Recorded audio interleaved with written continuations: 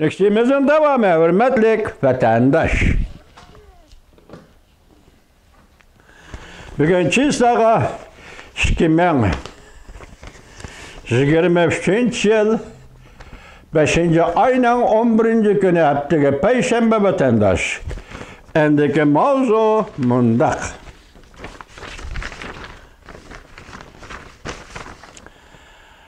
Tarih yetkili zadılar bulmadığı. Çingan Potsdam kitapnamesini yeni eğizge aldı. Mavzuda haber 5. ayının 10. günü Van Bit orbiti ilan kılındı. Haber mundaq başlandı vatandaşım. Cungo'nun Tashqi ishlar ministri Çingan yaqindan beri 1943 yılı ilan qilingan Qoira kitapnamesi ve 1945 yılı ilan qilingan Potsdam kitapnamesi qatorliq kitapnamalarni ko'tarib chiqib, Beijing hukumatining Tayvanga egilik huquq borligini isbotlamoqchi bo'ldi.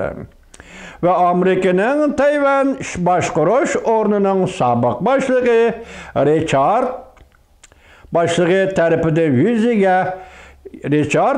Bosh tarafidan yuziga bir kaçat deydi.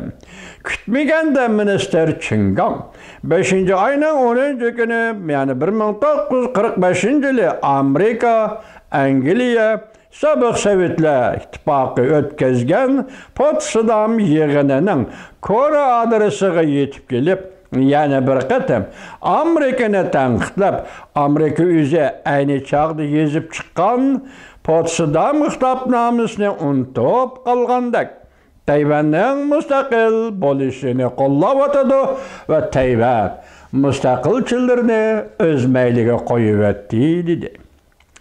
Çingan 5. ayının 8. günüdün 12. günügacha Germaniya, Fransiya, Norvegiya qatorliq 3 davlatni ziyarati bo'ldi. 10. günü Germaniyaga kelib, Potsdam yig'ini o'tkazilgan koni joyni ekskursiya qildi. Rossiya sun'iy hamro agentligining xabariga asoslanganda Çingan mundaq ko'rsatdi. 1945 yılı çaqırılgan Potsdam yig'ini urushdan keyingi dunyo tartibiga asos solishgan muhim rol o'ynagan. Yig'indan keyin ilan qilingan Potsdam kitapnamesi ve buningdan avval ilan qilingan Qoira kitapnamesi da Yaponiya tartib algan, jumladan Tayvanni o'z ichiga algan Jungo territoriyasi Jungoga qaytarib beriladi deb belgilangan. Çingan Amerikani tanqid qilib, ağzı to'xtamay xalqaro prinsipni asos qilgan xalqaro tartibni qo'g'dash deydi. Xalqaro tartibni qo'g'dash deydi. Amaliyotda bo'lsa, ayni chog'da o'zi yezib chiqqan Potsdam kitapnamesini unutib qilib, Tayvan mustaqilchilarini qo'llayotdi va o'z mayliga qo'yib beryotdi deb tanqid qildi.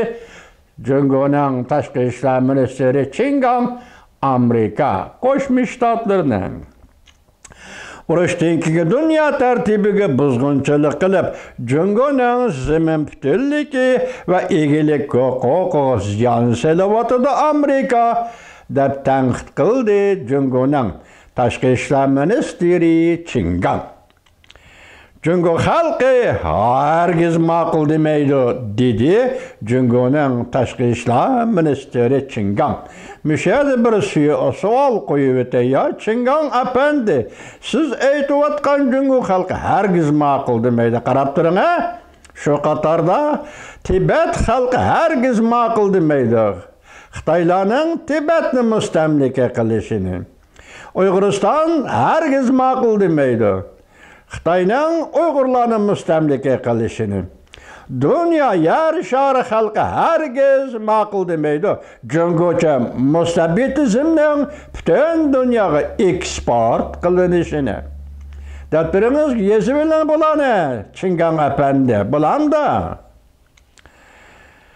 Maqıl demeydi dedi. Yakından beri Çingan Qayra kitapnamesi. Potsdam kitapnamesi 2 qatim eğiz gelip Tayvan Cungoga mansub dedi.